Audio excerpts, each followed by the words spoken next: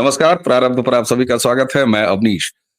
Screen के दूसरे हिस्से में एक बार फिर हमारे साथ हैं धरती पुत्र, किसान नेता, जी हाँ, असल मायनों में किसान नेता आदरणीय चौधरी बलवीर सिंह साहब, भारतीय किसान यूनियन अजय के राष्ट्रीय अध्यक्ष।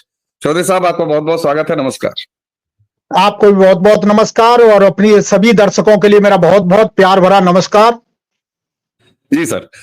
दर्शकों, आपने देखा राकेश टिकैत टप्पल थाने से निकल के भागते रहे, भागते भागते एक्सप्रेसवे पर चढ़े, एक्सप्रेसवे पर एक ट्रक में सवार होकर कहां फरार होने वाले थे और किस कोशिश में थे कि उनको उत्तर प्रदेश की पुलिस दौड़ा रही थी। उसके बाद चलते हैं हम जरा किसान आंदोलन नोएडा और दिल्ली के बॉर्डर पर। वहां भी पूरी तरीके से अब उजड़ता चमन दिखाई दे रहा है, लेकिन सालों साल से जहां पर किसानों के भेष में न जाने वो कौन से लोग हैं, वो तो चौधरी साहब ही बताएंगे, शंभू बॉर्डर, वहां पर भी अब शामियाना उजड़ रहा है।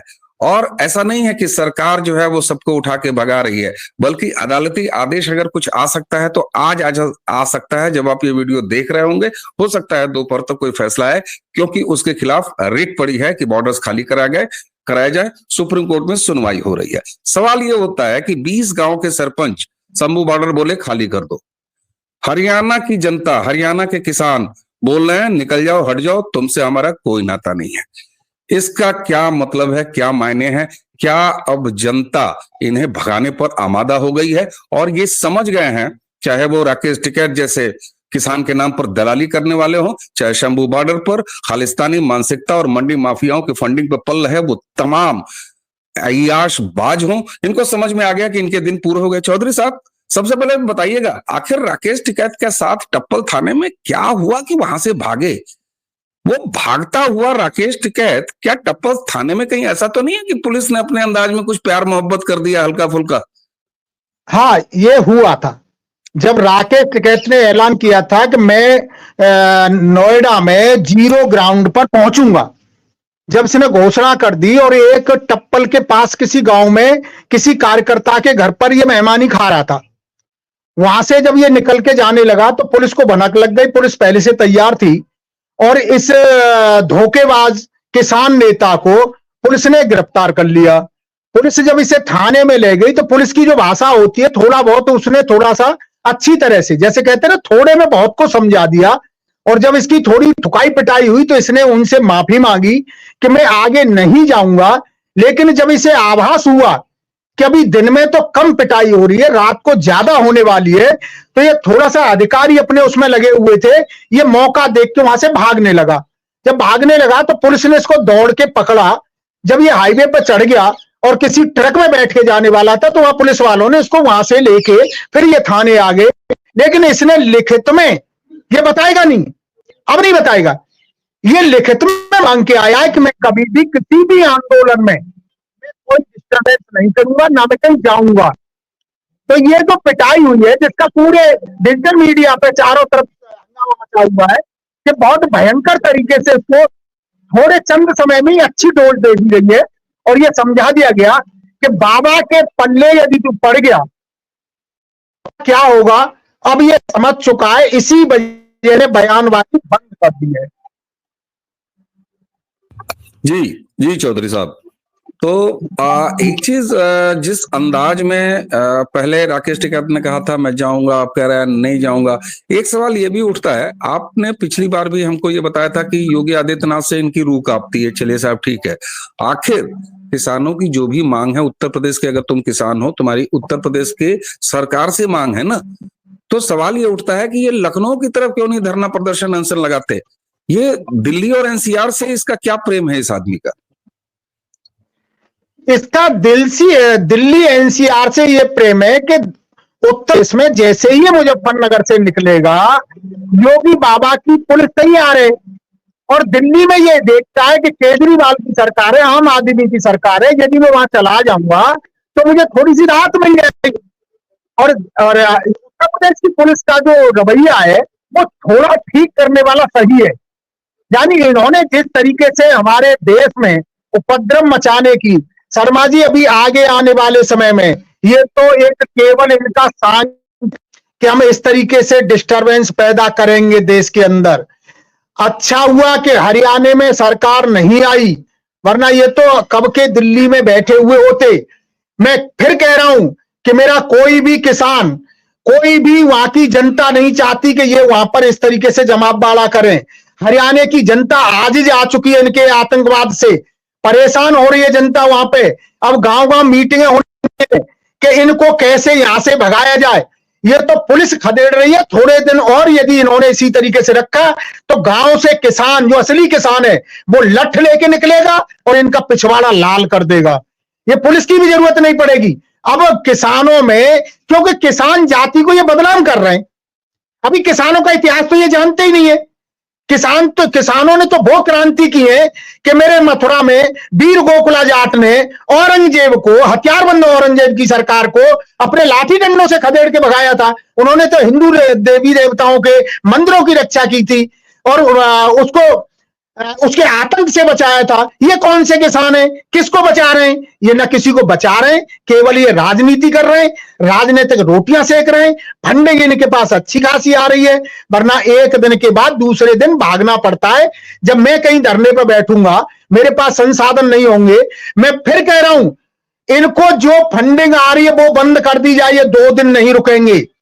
टिकैत का इलाज यदि बाद में करना चाहती है सरकार, तो इसके जो पहले सारे उनका इलाज कर दो। जो इनको फंडिंग दे रहे हैं, इनको आड़तिया फंडिंग दे रहे हैं, इनको व्यापारी, जो व्यापार से संबंधित है, जो किसानों को असली जो जहां लुटाई होती है उसका तो कोई नाम ही नहीं लेना चाहते हैं। ये कभी किसी मुद्दे पर आते हैं, कभी किसी मुद्दे पर आते हैं। अनर्गल मांगों को लेकर के यदि हम सड़क पर बैठेंगे, जनता का आना जाना अवरुद्ध करेंगे, तो जनता ही हमें पीटना शुरू कर देगी। और किसानों की जो भोली भाली छवि है, मैं नहीं चाहता। मेरे जैसे ऐसे कितने ही किसान संगठन हैं जो ये नहीं चाहते कि मेरे किसानों को कोई आतंकवादी कहे, कोई उनको उपद्रवी कहे, शराबी कहे, नशेड़ी कहे या बलात्कारी कहे, क्योंकि हम तो ये सीखे ही नहीं है। हम लोगों ने तो केवल खेती से उत्पादन करना सीखा है और देश का पेट भरने का काम करते हैं। जो हमारा काम है, ये हम किसी पे एहसान नहीं करते। खेती है हमारे पास, खेती हम करेंगे, उत्पादन यदि हम करेंगे तो जनता के लिए ही करेंगे और जनता के बीच में जाएंगे भी। हम जो बार बार इनके झांसे में जो मेरे किसान आ जाते हैं, मैं उन किसानों से आग्रह करता हूं कि इनके झांसे में ना आए, अपने बच्चों के जीवन से खिलवाड़ ना करें और किसी भी तरीके से इनके चंद खाने पीने के लालच में ये जैसे ड्रग्स देने का वहां काम कर रहे हैं। आसपास के जहां ये बैठे हैं वहां बच्चों पे बुरा असर पड़ रहा है, लोगों के व्यापार ठप्प हो रहे हैं, लोग अपने समय से जा नहीं पाते हैं। जब आदमी घर से निकलता है तो ये सोचता है शायद मैं घर पर पहुंचूंगा कि नहीं पहुंचूंगा, क्योंकि जहां ये इकट्ठे दिखाई देते हैं एक डर लगता है जनता को। जबकि किसान जहां होता था, अब बदमाश भी भाग जाता था कि किसान लाठी लेके खड़ा है, वो उपद्रव नहीं करेगा, और इन्होंने ये दिखा दिया कि किसान ही उपद्रवी हैं। तो मैं तो शर्मा जी अपनी जनता से, अपने किसानों से बार बार आग्रह कर रहा हूं, इनके झांसे में ना आए, किसी भी खाने पीने के लालच में न जाए। और हकीकत में जो मेरा किसान है, जो जमीन से जुड़ा हुआ है, जो खेती से उसे फुर्सत नहीं है, वो तो इतने दिन बैठ ही नहीं सकता। कहां बैठ जाएगा जाके? वो अपने बच्चों को कैसे पालेगा? मेरे बच्चों के लिए पालने के लिए जब मुझे पूरे कल की चिंता है, तो मैं आज पूरा दिन ये सोचूंगा कि कहां से मुझे कल का इंतजाम करना है। और इनके साथ जो कुछ भी ये किसानों को, भोले भाले किसानों को, ये तो चाहते हैं। कल सरकार ने जब ये कहा कि आप लोगों को हम भेजेंगे, सरकार ने फूल बरसाए। जब सरकार को लगा, पुलिस को ये लगा कि ये उपद्रव करने जा रहे हैं, तो पुलिस ने फिर इनको रोका। क्यों नहीं देते अपनी आइडेंटिटी? आप कौन से किसान है, कैसे किसान है, अपनी आइडेंटिटी दो। जब सरकार कह रही है कि आप आगे बढ़ो, हमसे वार्ता करने के लिए आओ, तो इनको अपनी आइडेंटिटी देने में कौन सी परेशानी आ रही है? यानी इनके पास है ही नहीं। चौधरी साहब आपने बहुत वैलिड पॉइंट उठाया। मैं ये सवाल लेके आपके पास आने वाला था। मैं अब चल रहा था शंभू बॉर्डर पे, जो कुछ भी हुआ। अब आप देखिए, आपने पहले जो है कहा कि तोप लेके हम जाएंगे। मैं तोप जिसको कह रहा हूं, मतलब आपने जो है वो कृषि के काम में इस्तेमाल होने वाले ट्रैक्टर ट्राली को आपने तोप और बख्तरबंद गाड़ियां बनवा दी। चलिए साहब, ठीक है। अब आप कह रहे थे, नाटक आपने किया कि नहीं साहब हम पैदल मार्च करेंगे। जनता के विद्रोह पे तो मैं बाद में आऊंगा। आपने चूंकि वैलिड पॉइंट छेड़ दिया है, जब ये पैदल मार्च, तो उन्होंने 100 के लगभग 101 या 102 की एक लिस्ट बना दी। वो लिस्ट सौंपी, भाई तुम किसान हो तो घर से कहो ना किसान हो। इन्होंने 101 या 102 लोगों की पहचान क्यों नहीं कराई सर? ये हेड काउंट चाहते थे, ये चाहते थे कि केवल 102 सर गिन लिए जाए और वो सर जो है अंदर चले जाएं, जबकि जी सरकार ये चाहती थी कि ये लिस्ट दो, नाम दो और उसका वेरिफिकेशन कराओ, उसके बाद जाओ। क्यों इन्होंने अपनी पहचान नहीं खोली सर? क्या हो सकता है इसके पीछे? पहचान इसलिए नहीं खोली कि क्योंकि पहले गवर्नमेंट धोखा खा चुकी है, सरकार इनके झांसे में आ चुकी है। आपने देखा था राकेश टिकैत ने जब ये लाल किले पर इन्होंने उपद्रव मचाया तो लाल किले पे उसके बाद उसका बयान क्या था टिकैत का कि वो तो हमने यदि ये इधर की बजाय और संसद की तरफ मोड़ दिया होता तो न जाने क्या होता। इसका मतलब है तुम अराजकता फैलाने के लिए संसद को घेरना चाहते थे, संसद पर अटैक करना चाहते थे। अभी क्या भरोसा है जब आइडेंटिटी आप नहीं दे रहे, वो कोई आतंकवादी है, कोई प्रशिक्षित कोई अपराधी है, क्यों नहीं आप आइडेंटिटी दे रहे हैं? इसी वजह से इन्होंने उनकी पहचान पत्र देना जरूरी है, क्यों नहीं दिया? जब बार बार सरकार कह रही है, पुलिस बार बार कह रही है आप अपना हमें आइडेंटिटी कार्ड दें, अपनी पहचान दें और हम आपके 101 के जत्थे को आगे भेजने के लिए तैयार हैं, क्योंकि इनके पास वहां जेन्युइन कोई किसान है ही नहीं। इनको तो वहां वही तरीका अपनाना है कि आगे बढ़ के आतंकवादियों को, उपद्रवियों को, बदमाशों को अंदर भेज दो। जब इन पे वहां जब ये कुछ उपद्रव करेंगे, पीछे से ये हो जाएगा कि किसान गए थे। ये गिनती चाहते हैं, ये किसान नहीं है। इन्होंने कहा कि हम किसानों को भेज रहे हैं, जब 101 किसानों को भेज रहे हैं तो आप उनकी गिनती क्यों नहीं करा रहे हो? उनकी आइडेंटिटी क्यों नहीं करा रहे हो? जब तुम्हारे पास आइडेंटिटी नहीं है तो इसका मतलब तुम कहीं ना कहीं गलत हो।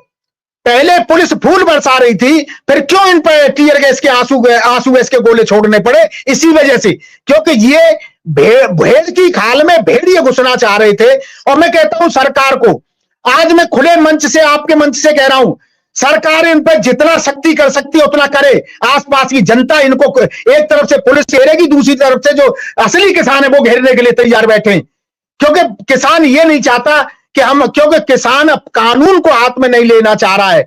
यदि एक बार यदि उनका दिमाग घूम गया, असली किसान यदि अपनी असलियत पर आ गए तो ये एक भी वहां नजर नहीं आएगा। और वैसे ये धीरे धीरे अब ये भागने की फिराक में है, क्योंकि पीछे अब इनको करना तो पड़ता है। पैसा लिया है, किसी का खा रहे हैं तो उनकी हलाली तो करनी पड़ेगी। ये ज्यादा दिखाई देता है कि भैया बयाना ले लिया है, एडवांस ले लिया है, तो अब चाहे बारात सजे न सजे, जाके ठुमके तो लगाने पड़ेंगे। कुछ कुछ तो इसी मोड में राकेश टिकैत भी नजर आता है, कुछ कुछ इसी मोड में बाकी नजर आते हैं। आपने अब जनता के विद्रोह की बात की, तो ये भी सच है कि पहले वहां पर पुलिस फूल बरसा रही थी, फिर जब तुमने अपनी बदमाशी शुरू की तो कायदे से तुम्हारा इलाज हुआ। भीड़ वहां है नहीं, हंगामा मचाने के लिए वो जो हेड काउंट थे वो वहां है नहीं।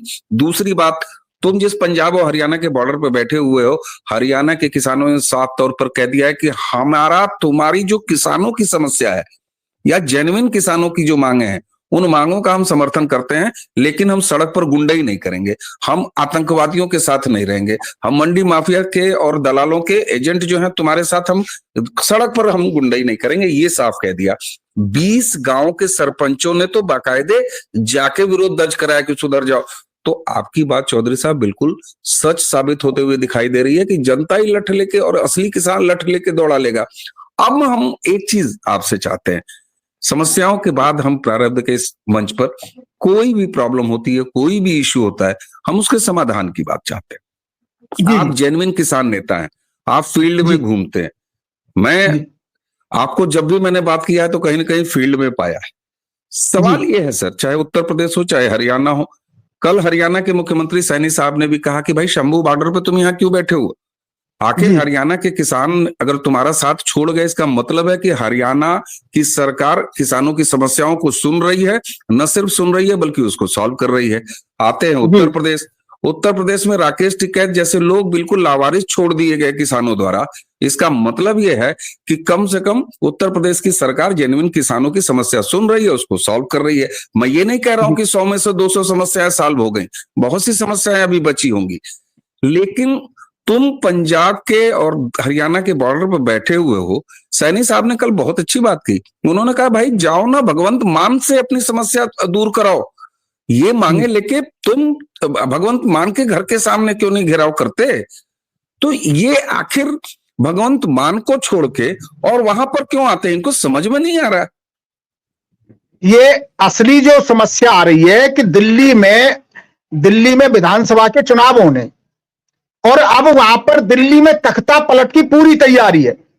वहां केजरीवाल को कोई पसंद नहीं किया जा रहा है और ये चाहते हैं कि किसी तरीके से उपद्रव मचे और दिल्ली ये केंद्र सरकार को बदनाम किया जाए कि ये किसान हितैषी नहीं है, किसानों पर लाठियां चलवाती है, मजदूरों को लाठियां चलवाती है। ये जो असली खेल चल रहा है आगामी आने वाले चुनावों के लिए चल रहा है, ये दिल्ली का चुनाव, फिर 2027 में उत्तर प्रदेश का चुनाव। लेकिन ये भाप चुके हैं कि जिस तरीके से इनके प्रायोजित कार्यक्रम चल रहे हैं, अब जनता ही इसका जवाब दे रही है। अभी आपके सामने पूरे चैनल ये चिल्ला रहे थे कि हरियाणा में सरकार का तख्ता पलट हो जाएगा, हरियाणा में दूसरी सरकार आ जाएगी। लेकिन जनता ने जब वोट देते समय विचार किया कि वाकई यदि सत्ता पलट दी गई तो ये उपद्रवी रुकेंगे नहीं। अभी तो हम घरों में सुरक्षित हैं, ये घरों में भी सुरक्षित नहीं रहने देंगे। जिस तरीके से ये चलेंगे ये घरों में भी सुरक्षित नहीं रहने देंगे। इनका तो ये गैंग बन चुका है। जब टिकैत सड़क पे दौड़ रहा था, जब इसका पिछवाड़ा लाल हुआ और पुलिस के डर से जब ये भाग रहा था, उस समय पे इसके साथ केवल 10-15 लोग थे जो इसके साथ दौड़ रहे थे, जो टिकैत जिंदाबाद के नारे लगा रहे थे। भीड़ कहां थी? भीड़ तो कोई नहीं आई, क्योंकि वहां आपने तो भीड़ थी नहीं। चौधरी साहब, किसान छोड़ चुका है इनको।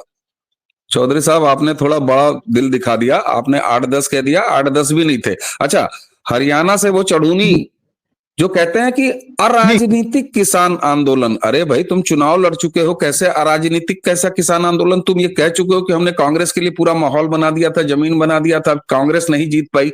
ये साफ तौर पर दिखाई देता है कि ये राजनीतिक ताना बाना है। और चौधरी साहब, आपने बिल्कुल असली नस पकड़ लिया। दर्शकों, ये अचानक उत्तर प्रदेश से किसान आंदोलन की नौटंकी, शंभू बॉर्डर पर फिर से एक बार हलचल की दिल्ली चलेंगे, ये दिल्ली जाना, अपने अपने प्रदेशों के मुख्यमंत्री के पास जाके अपनी किसानी समस्या का हल न खोजना, चाहे भगवंत मान हो, चाहे इधर योगी आदित्यनाथ हो, राकेश टिकैत, अगर आपको आना था तो आप दिल्ली आते, सॉरी लखनऊ आते। आप जो शंभू बॉर्डर पर जमे हो, पंजाब वालों, तुम जाओ ना भगवंत मान का गिरेबान पर पकड़ो। सैनी साहब के किसान यानी हरियाणा के किसान ने तुम्हारा साथ छोड़ दिया है, तुम्हारे मुंह पर थूक दिया है। क्यों? क्योंकि वो अपने मुख्यमंत्री से राजी है अपना काम करा के। तो यहां पर चौधरी साहब ने जो नस पकड़ी है दर्शकों, ये सारा माजरा दिल्ली के सुल्तान अरविंद केजरीवाल, जो कहने को इस्तीफा दे चुका है बंदा, लेकिन उस शातिर राजनीतिक जो पूरा गिरोह है, ये दिल्ली के चुनाव के लिए सारा सर्कस किया जा रहा है। और इसीलिए अचानक किसान किसान किसान का माहौल। लेकिन इस सबके बीच में संतोष की बात यह है कि चाहे वो चौधरी साहब जैसे जेन्युइन किसान नेता हो, चाहे हरियाणा की जनता हो और हरियाणा के किसान, क्योंकि किसान और जनता, अरे किसान ही कभी जनता होती है, जनता ही कभी किसान होती है। ये तो मिक्स भूमिका है सबकी। लोग समझ रहे हैं, सरकारें समझ रही हैं। समझने को अगर कोई नहीं राजी है तो मंडी माफियाओं के दलाल, कुछ अलगाववादी खालिस्तानी मानसिकता के एजेंट और जिनको पालते पोसता आम आदमी पार्टी का पूरा गिरोह। चौधरी साहब, आपने हमें समय दिया, आपका बहुत बहुत धन्यवाद।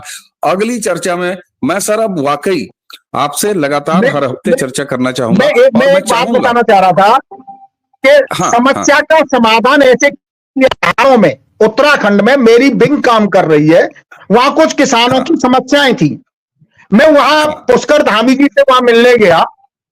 मेरे मिलने की देर थी, उन किसानों की जो सब्जी की या किसी तरीके की ट्रांसपोर्ट की कोई बात थी, उनको तुरंत वहां उपलब्ध कराया गया। वहां हमें कोई धरना देने की जरूरत नहीं पड़ी।